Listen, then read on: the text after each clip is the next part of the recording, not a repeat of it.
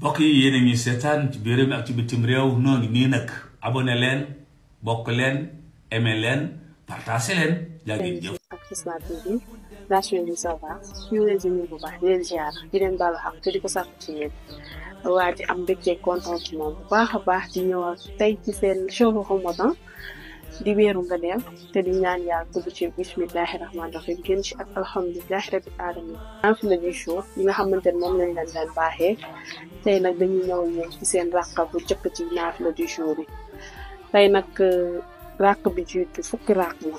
ràq bu ci nekk danga ciy jàng fatiha benn yoon inna anzalnaahu ñaari yoon qul yaa ayyuhal kaafiruuna ñaari yoon ixlaas ñaari yoon ixlaas nag ku ko dégg mooy kul wallaahu ahad allahu samad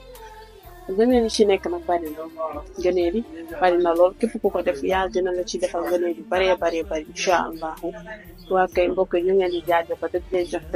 daje ba ëllëg ak jàmm incha allah.